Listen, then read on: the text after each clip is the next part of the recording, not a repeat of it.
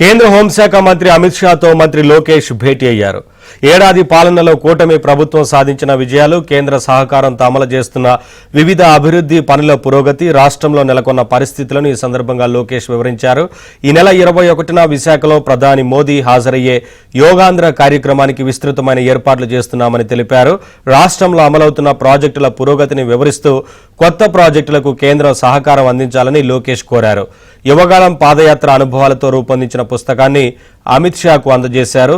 సుదీర్ఘ పాదయాత్రతో ప్రజల్లో చైతన్యాన్ని నింపిన లోకేష్ ను ఆయన ప్రత్యేకంగా అభినందించారు. ఏపీ సీఎం చంద్రబాబు సుదీర్ఘ పాలనా అనుభవం ఏపీని అభివృద్ధి బాటలో నడిపిస్తుందన్న అమిత్ షా, ఇటు ఏపీలో డబుల్ ఇంజిన్ సర్కారుకు కేంద్ర సహకారం కొనసాగుతుందని ఆయన హామీ ఇచ్చారు. అప్డేట్స్ మా ఢిల్లీ బ్యూరో చీఫ్ కృష్ణ అందిస్తారు. కృష్ణ, పలు కీలక అంశాలకు సంబంధించి కేంద్ర హోంమంత్రి అమిత్ షాతో మంత్రి లోకేష్ చర్చించినట్లు తెలుస్తోంది కదా, ఏంటి వివరాలు?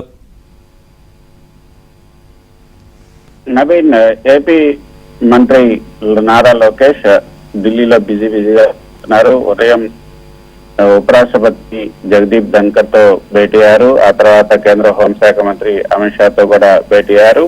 అమిత్ షాతో నారా లోకేష్ మర్యాదపూర్వకంగా భేటీ అయ్యారు. ఏడాది పాలనలో కూటమి ప్రభుత్వం సాధించినటువంటి విజయాలు, కేంద్ర సహకారంతో అమలు చేస్తున్నటువంటి వివిధ అభివృద్ధి పనుల పురోగతి గురించి లోకేష్ హోంశాఖ మంత్రి అమిత్ షాకు వివరించారు. అంతేకాకుండా రాష్ట్రంలో నెలకొన్న పరిస్థితులను ఆయనకు వివరించినటువంటి లోకేష్ ఈ నెల 21న విశాఖలో ప్రధాని మోదీ హాజరయ్యే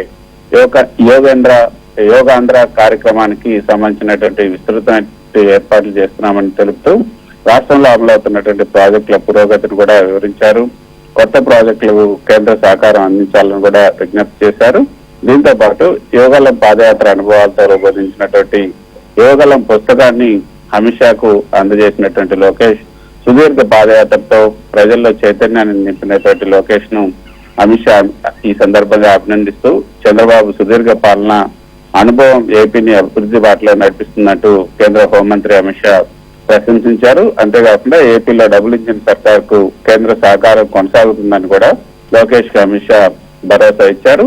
మరోపక్క ఏదైతే ఉపరాష్ట్రపతి జగదీప్ ధన్కర్ తో భేటీ అయినప్పుడు కూడా వారి మధ్య ఏదైతే మంచి ఆసక్తికరమైనటువంటి సంభాషణ జరిగింది. దేశంలోనే తొలిసారిగా రాష్ట్రంలో క్వాంటమ్ వ్యాలీని ఏర్పాటు చేస్తున్నట్లుగా జగదీప్ ధన్కర్ కు ఉపరాష్ట్రపతికి లోకేష్ తెలిపినప్పుడు ఉపరాష్ట్రపతి ధన్కర్ స్పందిస్తూ అధునాతన టెక్నాలజీని అందిపుచ్చుకోవడంలో ముఖ్యమంత్రి చంద్రబాబు నాయుడు ఎప్పుడు ముందుంటారు.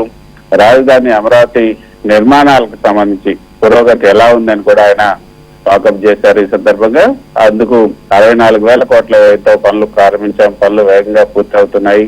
ఈ నెల 21న యోగా దినోత్సవం సందర్భంగా విశాఖపట్నంలో నరేంద్ర మోదీ ప్రధాని హాజరవుతున్నారు.